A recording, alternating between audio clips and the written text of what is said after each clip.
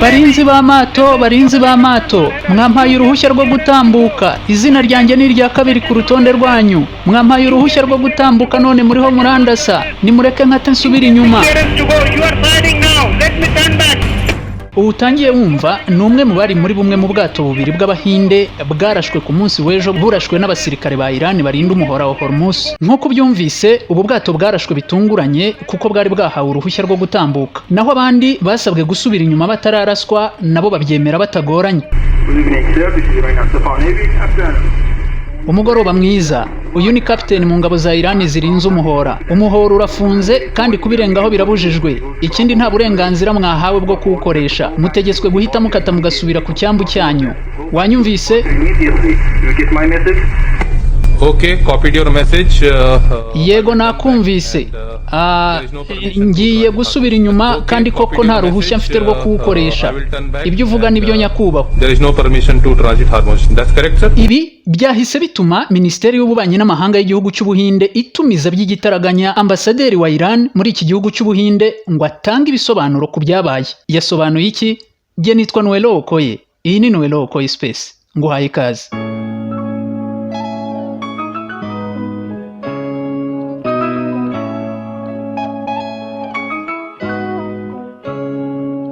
Nyuma yuko hatangajwe amakuru y'ifungurwa ry'umuhora wa Hormuz, icyo gihe hanasohotse andi makuru yagaragazaga ko ibyari ibihugu bibiri bihanganye bishobora kuba bigiye kugirana imikoranire mu by'ubukungu. Aha havugwaga ko Leta Zunze Ubumwe za Amerika zishobora guha agera kuri miliyari 20 z'idolari igihugu cya Iran mu rwego rwo kuzahura ubukungu bwacyo bwashegeshwe cyane cyane muri ibi bihe by'intambara. Iran nayo ngo yari guha Leta Zunze Ubumwe za Amerika kuri uranium yabo. Ingendo z'Amato akoresha umuhora wa Hormuz nk'inzira zariyongereye, ndetse abantu hirya no hino ku isi batangira kwiruhutsa bati wenda ikibazo kigiye gukemuka. Ikindi kandi cyatangaga icyizere nuko bimwe mu by'Irani yasabaga mu gihe cy'ibiganiro harimo ko agahenge kayo kahabwa na Liban. Ibi nabyo bikaba byari byashyizwe mu bikorwa, Israel ibitero byayo kuri Liban byagabanyije umurego. Aha nkwibutse ko Liban yari imerewe nabi n'ibitero bya Israel kubera umutwe wa Hezbollah. Israel ifata nk'ikibazo ku mutekano wayo, kandi uyu mutwe ukaba ubarizwa ku butaka bwa Liban. Ibi bikaba ari byo byatumaga Israel ijyayo kuwuhiga ikahagaba ibitero. Kuri ubu ibi byose abantu twibwiraga byuko ikibazo gishobora kuba kigiye gukemuka bisa naho ari inzozi, kuko iby'umuhora wa Hormuz byongeye kuba ibibazo bikomeye. Iran ku munsi w'ejo yatangaje ko iwufunze nanone. Amato menshi yari yaje yizeye ko inzira nta kibazo ifite, asabwa na Iran gukata gasubira inyuma, ndetse bamwe basabwe no gusubira inyuma kandi bafite impushya z'inzira, ndetse banaraswaho. Ubwato bubiri bw'Abahinde, bumwe bwitwa Jag Arnav bwari butwaye amafumbire, ndetse n'ubundi bwato bwitwa Super Tanker Samar Herad bwari butwaye utugunguru tugera kuri miliyoni 2 tw'amavuta. Ayo mato yombi yarashweho na Iran. Nyuma yaha ambasaderi wa Iran mu gihugu cy'Ubuhinde Muhammad Fatari yahise atumizwa na Minisiteri y'Ububanyi n'Amahanga y'igihugu cy'Ubuhinde ngo atange ibisobanuro. Aganira n'itangazamakuru yagarutse ku mubano mwiza ibihugu bifitanye, asa n'ugaragaza ko ibyabaye bitawuhungabanya. Our relationship with India, it's very strong relationship. Umubano wacu n'Ubuhinde ni umubano ukomeye cyane, umubano mwiza. Minisitiri w'intebe w'Ubuhinde yagiye agirana ibiganiro na perezida wa Iran inshuro nk'eshatu cyangwa zirenga. Ni nako kandi Minisitiri w'Ububanyi n'Amahanga w'Ubuhinde nawe yagiye agirana ibiganiro na Minisitiri w'Ububanyi n'Amahanga wa Iran, kandi ibi biganiro byose byatanze umusaruro. Successful conversation with the Minister of Foreign Affairs of Iran. Urubuga tankerstrackers.com rutangaza amakuru yibanda ku bucuruzi bw'amavuta rwatangaje ko amato ariho ategekwa gusubira inyuma, ndetse ko harimo n'ubwato bw'Abahinde bwarashwe na Iran. Aya mazi ariho aragenzurwa n'igisirikare cya IRGC, the Iranian Revolutionary Guard Corps. Uyu ukaba ari umutwe w'ingabo washinzwe nyuma y'impinduramatwara ya Iran hari mu 1979. Nyuma yaha Ubuhinde bukaba bwasabye Iran gufungura inzira ku mato yose yerekeza mu gihugu cy'Ubuhinde. Ikibazo cy'umuhora gikomeje kuremera umunsi ku wundi, ndetse usibye abaturage basanzwe n'ibihugu bitari Leta Zunze Ubumwe za Amerika cyangwa Iran bikaba byatangiye kugaragaza impungenge ku bibazo bikomeye bishobora guturuka kuri uyu muhora. Urugero, Vladimir Putin, perezida w'Uburusiya, yaburiye Iran ayibwira ko Leta Zunze Ubumwe za Amerika ziriho zitegura intambara ku buryo bukomeye, ndetse ko nyuma y'iki gihe cy'agahenge Iran ikwiye kubiriho yitegura igishobora kuvuka. Aka gahenge kavugwa kasinywe ku itariki ya 8 z'ukwezi kwa 4 mu mwaka wa 2026 kakaba karagombaga kumara ibyumweru bibiri, mu yandi magambo kazarangira ku itariki 22 z'uku kwezi kwa kane 2026, gasigaje iminsi 3. Bimwe mu byo iki gihugu cya Iran kigaragaza nk'ikibazo kizatuma iby'uyu muhora bikomeza kugorana ngo nuko Leta Zunze Ubumwe za Amerika zishaka kubashyiraho amategeko kuri uyu muhora kandi bo bawufata nk'inkombe zabo. Iran ikaba ivuga ko niba Amerika nayo ishaka gukoresha uyu muhora igomba kubisabira uburenganzira nk'abandi, ntabyo kuzana amategeko. Perezida Donald J. Trump wa Leta Zunze Ubumwe za Amerika aganira n'abanyamakuru yabajijwe ku kibazo cyo kongera gufungwa k'uyu muhora asubiza atya: turiho turavugana nabo ngo barashaka kongera gufunga umuhora nk'uko bamaze imyaka myinshi babikora, gusa ntabwo badutera ubwoba.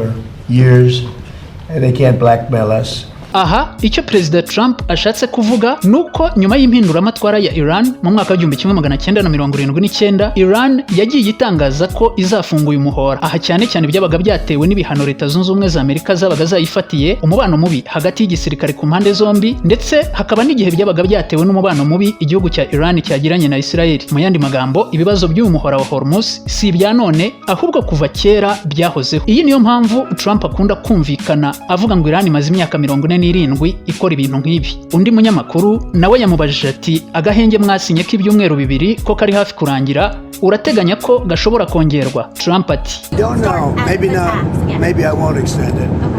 simbizi, wenda sinzakongera, gusa umuhora wo urakomeza gufungwa, agahenge ko nshobora kutakongera, kandi icyo gihe tuzatangira kubarasa nanone. Perezida Trump atangaje ibi mu gihe ku ruhande rwa Iran bamwe mu bayobozi bakuru mu by'umutekano bamaze kwerekana ko badakozwa ibyiyongerwa ry'aka gahenge. Bo berekana ko bazafata abanyamerika nk'imbohe z'intambara ndetse bakanabacuruzamo amafaranga menshi mu kubasubiza igihugu cyabo. Ku ruhande rwa Iran, igisirikare cyo kikaba cyatangaje ubutumwa bugira buti: Iran agreed to allow a limited number of ships to pass through the Strait of Hormuz according to agreements. But US did not fulfill their obligations, so the Strait of Hormuz is now closed again and passage requires Iran approval. Mu Kinyarwanda bagize bati: Iran yemeye ko hari umubare runaka w'amato azajya yemererwa gutambuka mu muhora wa Hormuz nk'uko bigaragara mu masezerano, ariko Leta Zunze Ubumwe za Amerika zo ntabwo zigeze zubahiriza ibyo twemeranyijwe. Kubw'ibyo rero aka kanya umuhora wa Hormuz wongeye gufungwa, gutambuka bizajya bisaba uruhushya rutanzwe na Iran. Izi mpande zombi kuri ubu zikaba zikomeje gusumirana muri uyu muhora, ariko hakazamo ikintu cyo kwifata kugira ngo hatavuka intambara ngari. Urugero, ku itariki ya 11 z'ukwezi kwa kane, amato kabuhariwe y'intambara abiri ya Leta Zunze Ubumwe za Amerika uwo munsi yagerageje kwinjira muri uyu muhora yiyoberanyije nk'amato y'ubucuruzi. Igisirikare cya Iran kigenzura uyu muhora cyarabatahuye ndetse kibabwira ko misile zo kubarasa zamaze gutegurwa. Babasabye gusubira inyuma, babaha iminota 30 gusa yo kuba bagiye. Aya mato ya Leta Zunze Ubumwe za Amerika ntiyigeze arwana, yarakase aragenda. Iyi ntambara yateje ikibazo mu ngendo zikorerwa muri uyu muhora, kuko nko muri uku kwezi kwa kane hagati hagaragajwe ko ku munsi hashoboraga gutambuka amato abarirwa hagati ya 5 n'8 gusa, yaba yiyongereye akaba hagati y'10 na 15. Reka ngushimire cyane wowe wabanye nanjye muri iki kiganiro. Kora subscribe niba utarayikora kugira ngo ibiganiro byacu bijye bikugeraho bigisohoka. Kora like, share na comment. Niba kandi hari ikindi gitekerezo ufite wakitwandikira muri comment. Ikiganiro cya none reka ngisoreza aha. Nge nitwa Nuello Okoye. Iyi ni Nuello Okoye Space. Imana ibarinde.